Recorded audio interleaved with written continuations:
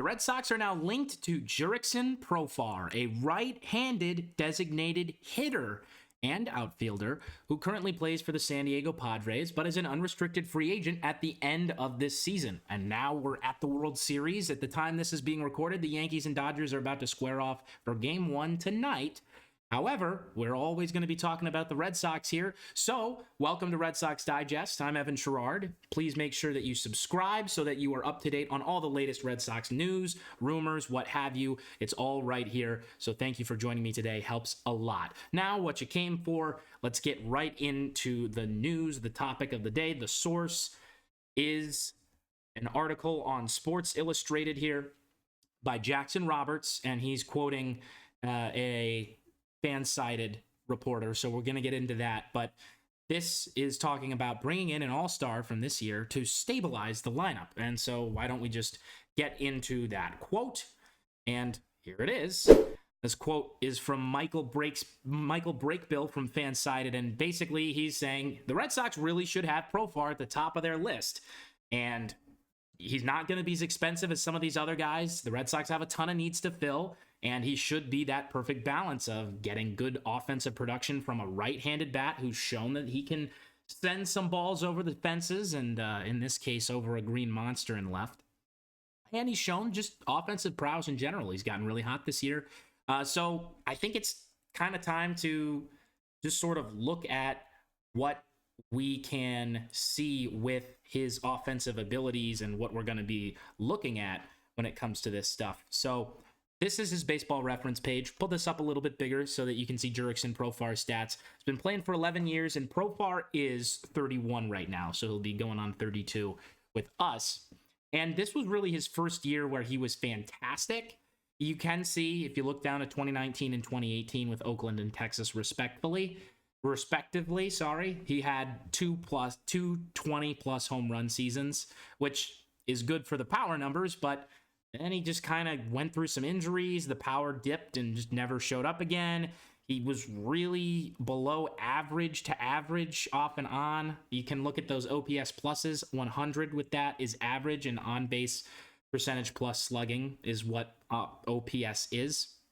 So this is really measuring his ability to not only get on base, but also add that with his ability to hit for extra bases, so doubles plus. And so the plus part just makes it 100 is average in Major League Baseball that season. Anything below it, below average. Anything above it, above. So with Profar, this year he was 34 points above average, which is great. His OPS was in the 800s, which is nearing elite levels. Anybody with any OPS above 900, especially if you get to 1,000, that is MVP quality. So Profar, not the best offensive player on his own team, but again, he was on the Padres with Manny Machado and Fernando Tatis Jr., so Profar was kind of that third guy, and at times, he was the best. Also, I really like his walk-to-strikeout rate. Throughout his career, he's been a disciplined hitter.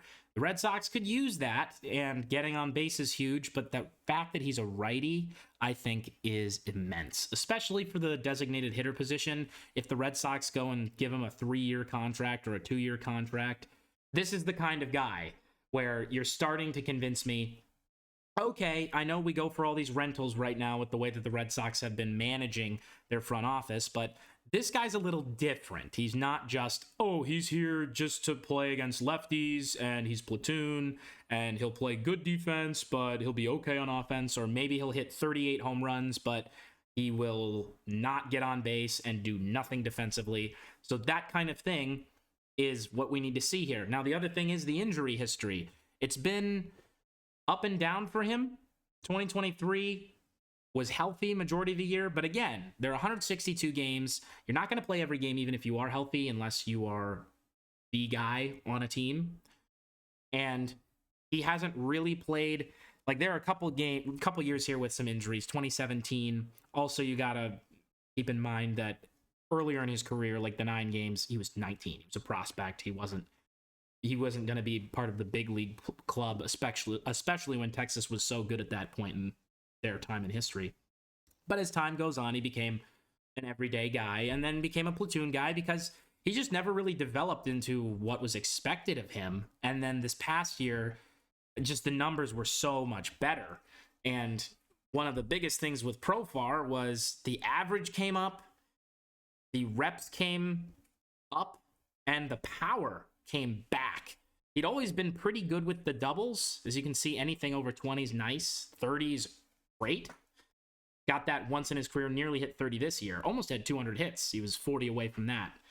But notably, these are his baseball savant stats, and all of these are percentages, percentiles. So he's in anything in the red is great, anything in the blue is bad, anything in between is in between.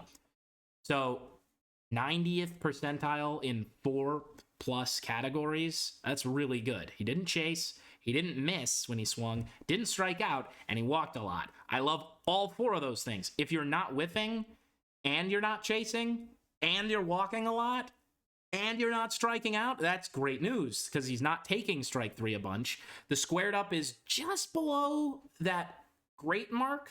He's like in the best part of above average. The bat speed, I don't really care.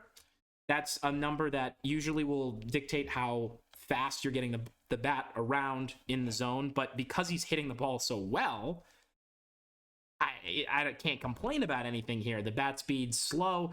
Luis Arraez has a slow bat speed, so he doesn't hit the ball as hard. And so, therefore, he's got a really high average. But the expected WOBA, the expected batting average, both really high. The average exit velocity, high too. This was hopefully not a career year. That's the other thing we'll get to. And then, unfortunately for him defensively, the stats don't carry. His fielding stats are just pretty much bad. They're all in the blue, all below average. And then the arm strength is good, above average. So not all below average, but just above average. The arm strength is really all you're getting there. So maybe you can plug him in left field occasionally, but this guy is really who I'd be looking at for a DH spot for the Red Sox. So we've talked about all that. Let's come back to the full screen here with me, bring you back here for generally just the breakdown and the reaction of the situation. So 1, the Red Sox are linked to Jurickson Profar. The season's still going on. Talks cannot begin yet.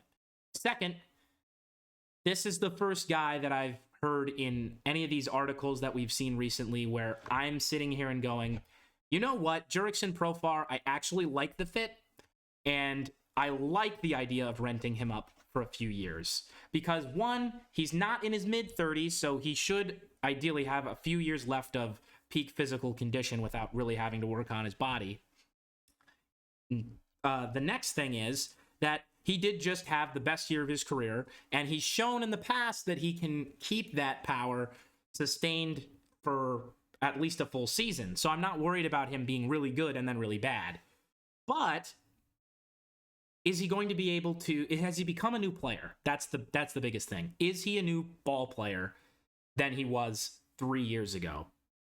Was there something that was keeping him back from being this guy that he's unlocked now, which has gotten him to the point where he is putting up all these great advanced analytics, and he is just playing, just standard speaking, he's just playing good baseball. Like, let's look at the home run total, the RBIs, the stolen bases were up this year. He's had 10 as a career high. The walks and strikeouts are good. The average, if you're a really simple person and you don't like all the new stuff, the average is good. 280 is good. It's not great. It's good. These days in Major League Baseball, I'd almost say 280 is great. And the production that he's had offensively is great. So 24 home runs and 85 RBIs isn't going to knock your socks off and go, wow, we got a superstar. But you add that to the Red Sox lineup, who they're in such dire need of some power from the designated hitter position. And as we've kind of talked about, Masataka Yoshida doesn't bring power from a DH position. He's such a contact guy, and he's a lefty, and he can't play defense. Jurickson Profar feels like what the Red Sox actually need, and Masataka Yoshida feels like what the Red Sox have. However, with that being said, Yoshida is still very valuable as a clutch hitter and as an offensive player, and it is a good issue to have a good player who is your issue on the team in the lineup being like, well, we got too many lefties and we have not enough power, but we have some good hitters. Now, the problem is it's the position, right? Yoshida is in his 30s, getting closer to those mid 30s now, on a bigger contract that the Red Sox signed before Craig Breslow's here now. That was Chaim Bloom. And he's just not viable in the outfield compared to the rest of the players that we have. So he's pretty much going to be a designated hitter. So if that's the case, I'd like subbing in Jurickson Profar there. The only thing is, it's a wait and see thing with, will he do this again? Or was this a one-year thing? Now, when you watch Profar, I don't really think it was. And the other aspect that must be mentioned is Profar's antics on the field. He is regarded by at least Ken Rosenthal and plenty of people that are in the baseball world as someone who just is a little bit too extra in his behaviors towards fans, etc., the taunting, the showmanship, and at times that's fine when it's among players. But Major League Baseball players in their contracts, in their agreements with the Players Association, are not allowed to jaw back at fans. They're not allowed to do that. Players do that all the time, of course, but when you have someone in right field screaming, Mookie, it's your cousin, and you never hear Mookie Betts turn around, it's because he's not allowed to. That's literally why. Now, sometimes when there's fun stuff and there's nice stuff, they will, because nobody's going to get in trouble for that. But that's pretty much my opinion there. Jurickson Profar, will that be an issue in Fenway? I don't think so if he's DHing. Boston sports fans and New York sports fans are pretty much as hard as they come. You got to succeed or you're out. And Profar, if he succeeds, will be in. But it is a business, so we will see where the Red Sox and Profar decide to go with this. Thank you all for watching. I'm Evan Sharrard saying so long once again.